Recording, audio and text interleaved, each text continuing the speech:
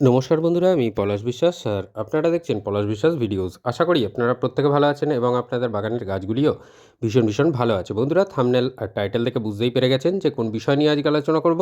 হ্যাঁ বন্ধুরা, ডিফলিয়েশনের মাধ্যমে আপনারা এই বাগানবিলাস গাছে প্রচুর পরিমাণে ফুল পেতে পারেন। আজকে সমস্ত পরিচর্যাটা বলে দেবো এবং গাছে পাতার থেকে ফুলের সংখ্যা বেশি থাকবে, পাতা থাকবে না, পুরো গাছ ফুলে ভরে থাকবে। তো কী পদ্ধতিতে আজকের করব এই পরিচর্যা এবং কী খাবার দিতে হবে, কতদিনের ব্যবধানে দিতে হবে, গাছের পাতায়ই বা কী স্প্রে করব, সমস্তটা আজকে ডিটেলসে কিন্তু আমি দেখাতে চলেছি বা বলে দিতে চলেছি।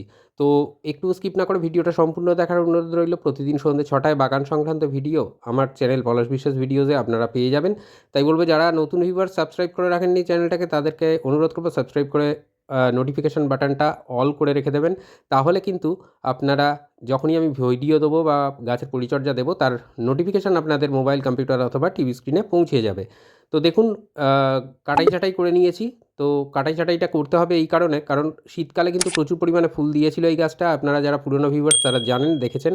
তো আগামী দিনে আরও ফুল প্রচুর পরিমাণে আনতে গেলে কী করতে হবে আজকে সেটাই দেখাচ্ছি। তো অনেক গাছে ফুল মানে দেওয়ার পরেও ফুল চলে এসেছে। তো সেই জিনিসগুলোর মায়া ত্যাগ করে কিন্তু আমি ডালগুলো কেটে দিয়েছি। যেগুলো একদম ছোট ডালে রয়েছে গাছ, মানে ফুল রয়েছে, সেইগুলোকে কাটিনি। এছাড়া কিন্তু যেগুলো লম্বা হয়ে গেছে ডালগুলো, সেগুলোকে কেটে দিয়েছি। এটা মাল্টি গ্রাফটিং একটা বাগানবিলাস। আর এতে মোটামুটি 3 ধরনের কালার রয়েছে। তো যেটা করেছি, যে লম্বা দেখুন, এগুলোর মাথায় কিন্তু প্রত্যেকটার ফুল ছিল।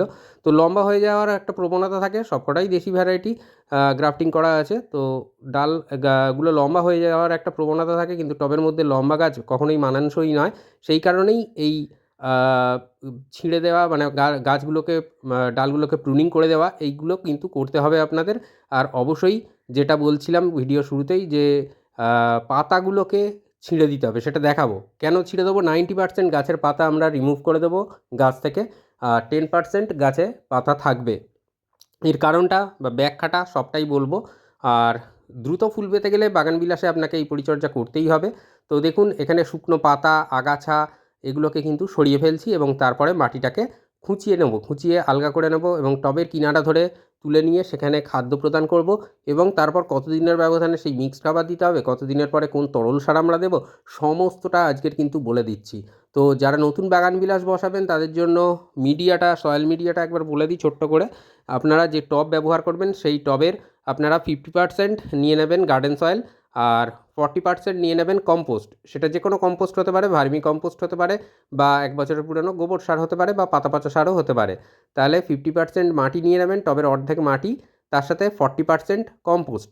এই 90% হয়ে গেল। বাকি 10% যে ফাঁকা অংশ থাকবে, সেটা বিল্ডিং কনস্ট্রাকশনে ব্যবহার করা হয় যে লাল মোটা দানার বালি, সেটা দিয়ে আমরা ভরিয়ে নেব। নিয়ে আমরা 3টে উপাদান খুব ভালো করে মিশিয়ে নেব। নিয়ে কিন্তু এই বাগানবিলাসের সয়েল মিডিয়াটা আমাদের প্রস্তুত করতে হবে। তো দেখুন, পাতাগুলো একটা করে ছিঁড়ে দিচ্ছি। এর কারণটা হচ্ছে, আমরা গাছকে একটু স্ট্রেস দিতে চাই। তার কারণটা গাছকে বোঝাতে হবে বাগানবিলাস কিন্তু খুব কষ্ট সহিষ্ণু গাছ।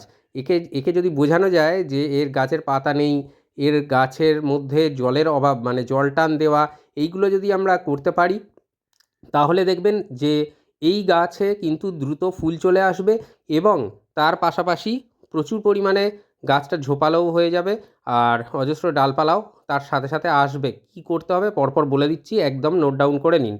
তো গাছের পাতা এরকম আ মানে ফেলে দিতে হবে ছিঁড়ে। তো এটা আরেকটা উপায়ও করা যায়, যে জলের মানে ক্রাইসিস তৈরি করলে কিন্তু অটোমেটিক্যালি গাছের পাতা হলুদ হয়ে ঝরে যাবে। তো সেটাও করতে পারেন। তো এটা করতে হবে একমাত্র 2 বছর থেকে 3 বছর যে গাছ আপনার বাড়িতে রয়েছে সেই গাছেই করবেন। একেবারে নতুন কিনে এসে হয়তো 5 মাস কি 6 মাস বসিয়েছেন সেই গাছে করতে যাবেন না, তাতে হিতে বিপরীত হওয়ার সম্ভাবনা থাকে। তো একটু পুরনো গাছে করতে হবে। তো করলে দারুণ রেজাল্ট আমরা কিন্তু পেয়ে যাব আমাদের এই বোগেনভিলিয়া বা বাগানবিলাস বা কাগজ ফুল গাছ থেকে। তো এই যে পাতাগুলোকে ঝরিয়ে দেওয়া, তারপরে আমরা মাটিতে খাবার দেবো, দিয়ে ভরপুর জল দেবো। জল দেওয়ার পরে আমরা কিন্তু একেবারে অপেক্ষা করব বাকি যে পাতাগুলো আছে গাছের, অবশিষ্ট পাতা, সেগুলো যখনই দেখব একটু ঝিমিয়ে যাচ্ছে, তখন আমরা অল্প করে জল দেব।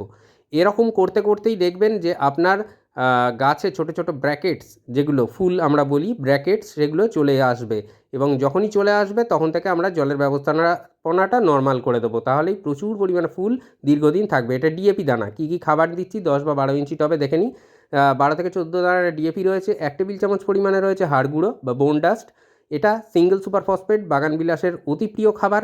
তো এই সিঙ্গেল সুপার ফসফেট আমরা নিয়েছি 1 টেবিল চামচ। বাংলাদেশি যে বন্ধুরা দেখছেন, দর্শক বন্ধুরা, তারা টিএসপি ব্যবহার করতে পারেন এর পরিবর্তে একই পরিমাণে। আর এটা হচ্ছে মিউরেট অফ পটাশ বা লাল পটাশ।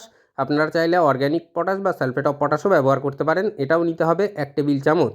তো এই 1 টেবিল চামচ হাড় গুঁড়ো, 1 টেবিল চামচ নিয়েছি সিঙ্গেল সুপার ফসফেট, 1 টেবিল চামচ পটাশ এবং তার সাথে রয়েছে 1 টেবিল চামচ হর্নমিল বা শিংকুচি। এটাও কিন্তু দুর্দান্ত প্রিয় খাবার, কারণ ফসফেট জাতীয় খাবার অত্যধিক বেশি পছন্দ করে এই বাগানবিলাস বা বোগেনভিলিয়া গাছ। আর তার সাথে সাথে তো ডিএপিটাও মিশিয়ে নিয়েছি। তো যাই হোক, ডাই অ্যামোনিয়াম ফসফেট, এর মধ্যে কিছুটা নাইট্রোজেন আছে এবং ফসফেট রয়েছে। তো যাই হোক, এরপরে খুব ভালো করে খাবারগুলোকে মিশিয়ে নিতে হবে, প্রত্যেকটা খাদ্য উপাদান যাতে প্রত্যেকের সাথে খুব ভালোভাবে মিশে যায় সেই ব্যবস্থাপনাটা আমাদের করে ফেলতে হবে।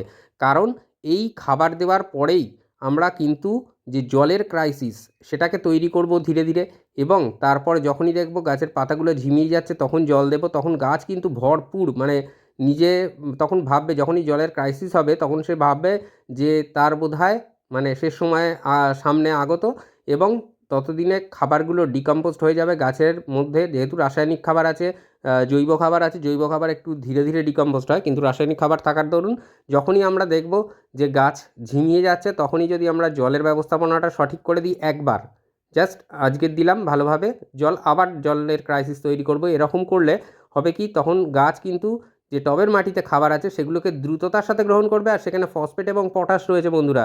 তাহলে বুঝতেই পারছেন যে অজস্র পরিমাণে ফুল আসতে কিন্তু খালি জাস্ট সময়ের অপেক্ষা, এই পরিচর্যাটা করে দিতে পারলে একবার। তো এরপরে এই খাবার দিয়েছি, দেওয়ার পরে আমরা টবের মিডিয়া চাপা দিয়ে দেব, মাটিগুলো দিয়ে আমরা কিন্তু জল দিয়ে দেবো, এবং জলটা কখনোই খুব বেশি মানে অত্যধিক ভরপুর করে দেব না।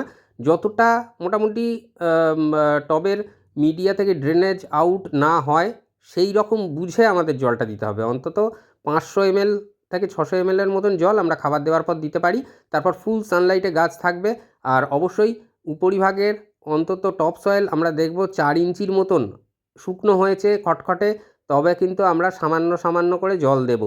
কারণ জলের ক্রাইসিসটা বন্ধুরা তৈরি করতে হবে, তাহলেই দেখবেন যে আপনার বাগানবিলাস কিন্তু ফুল দিচ্ছে, ফুলে ভরাচ্ছে আপনার বাগানকে। তো এই পদ্ধতি অবলম্বন করে চলতে পারলে আপনারা অতি শীঘ্র দ্রুততার সাথে ফুল পেয়ে যাবেন। এরপরে বলবো তরল সার কী দেবেন, কতদিনের ব্যবধানে দেবেন। তো এই যেদিন খাবার দেওয়া হলো তার থেকে ঠিক গুনে গুনে 7 দিন পরে আপনারা টবের মিডিয়াতে হিউমিক অ্যাসিড প্রদান করবেন। তার মাঝে কোনো ধরনের খাবার আর দেওয়ার দরকার নেই। হিউমিক অ্যাসিড আমরা দেব ঠিক 7 দিন পরে। ততদিনে আশা করি গাছে ব্র্যাকেটের মানে মানে একদম ছোট ছোট ব্র্যাকেট আকারে আশা করি দেখতে পেয়ে যাবেন। কারণ আবহাওয়া যেরকম চলছে, রৌদ্র করজ্জ্বল আবহাওয়া, যত বেশি সূর্যালোক পাবে গাছ কিন্তু তত বেশি ভালো কাজ করবে। তো হিউমিক অ্যাসিড দেওয়া হলো। তারপরে থেকে 2 দিনের গ্যাপে গ্যাপে আপনারা পেঁয়াজের খোসা ভেজানো জল আপনারা সাধারণ জলের সাথে মিশিয়ে 300 থেকে 400 ml করে আপনারা কিন্তু দিয়ে দেবেন এই টবের মিডিয়াতে। দারুণ রেজাল্ট পাবেন বন্ধুরা, পটাশিয়ামের দুর্দান্ত সোর্স। আর অবশ্যই রং, যে ফুলের যে রং সেটা কিন্তু দেখবার মতন হবে, একদম চকচকে হয়ে থাকবে আপনার বাগানের, আপনার বাগানবিলাস।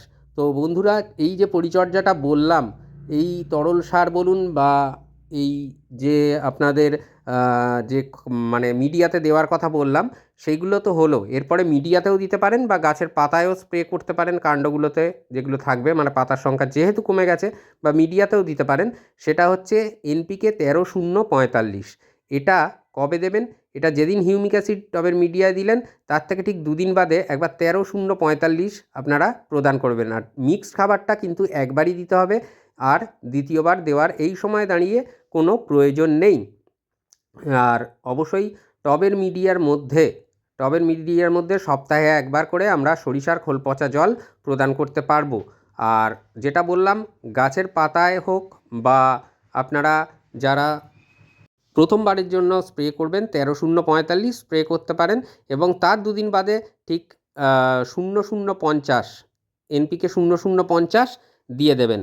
ব্যাস দেখবেন আপনার গাছ ভরে যাচ্ছে ফুলে। আর এটা যেটা দেখছেন, এটা আমি অ্যাড দিচ্ছি না বা বিজ্ঞাপন করছি না, এটা বুস্টার 2 প্ল্যান্ট গ্রোথ রেগুলেটর। এটা চাইলে প্রদান করতে পারেন, তারাই করবেন। যাদের গাছের গ্রোথ সেভাবে আসছে না তারা দিতে পারেন, না হলে দেওয়ার কোনো প্রয়োজন নেই। আর এই যে পিজিআর বা প্ল্যান্ট গ্রোথ রেগুলেটর, এর পরিবর্তে মিরাকুলানও ব্যবহার করতে পারেন, প্ল্যানোফিক্সও ব্যবহার করতে পারেন। বিভিন্ন ধরনের পিজিআর আছে, যেটা আপনাদের মনে হবে সেটাই কিন্তু আপনারা ব্যবহার করতে পারেন। সুপার সোনাটা ব্যবহার করতে পারেন, যেটা হোক। এই প্রক্রিয়ার ঠিক মানে যেদিন এইটা করলেন আর কি, গাছের টবের মিডিয়াতে হিউমিক অ্যাসিড দিলেন, তার থেকে ঠিক 3 থেকে 4 দিন পরে আপনাদের আরেকটা জিনিস গাছের পাতায় স্প্রে করতে হবে অথবা মিডিয়ায় দিতে হবে, সেটা হলো মাইক্রোনিউট্রিয়েন্ট বা অনুখাদ্য। আমি বায়োভিটা এক্স দেখাচ্ছি মানে এটাই দিতে হবে এমনটা নয়। যে কোনো অনুখাদ্য বা মাইক্রোনিউট্রিয়েন্ট যেটা আপনাদের কাছে সহজলভ্য সেটা নিয়ে আপনারা গাছের পাতায় স্প্রে করে দেবেন বা টবের মিডিয়ায় দিয়ে দেবেন। আরেকবার দেবেন কখন? যখন দেখবেন ব্র্যাকেটসগুলো আসছে, সেই সময় টবের মিডিয়াতে কিন্তু মাইক্রোনিউট্রিয়েন্ট একটু পরিমাণে দিয়ে দেবেন এবং অবশ্যই এনপিকে 0050 আরেকবার প্রদান করবেন। তাহলেই দেখবেন গাছ ভরে থাকছে অজস্র ফুলে। আর এইভাবে পরিচর্যা করলে ঠিক এরকম ফুল পাওয়া জাস্ট থাকবে সময়ের অপেক্ষা। তো বন্ধুরা, আজকের মতো এ পর্যন্তই। বাগান বিলাস ভরিয়ে রাখুন ফুলে বাগানকে সৌন্দর্যায়নে। তো আজকের মতো এ পর্যন্তই। আবার আসছি আগামীকাল ঠিক সন্ধ্যে 6টায় নতুন কোনো গাছের বিষয়ক পরিচর্যা নিয়ে। ততক্ষণ সকলে সুস্থ থাকুন, ভালো থাকুন, প্রচুর পরিমাণে গাছ লাগানোর পাশাপাশি দেখতে থাকুন পলাশ বিশ্বাস ভিডিওস। মন থাক চিরসবুজ, পৃথিবী হোক সবুজময়। হ্যাপি গার্ডেনিং বন্ধুরা, নমস্কার।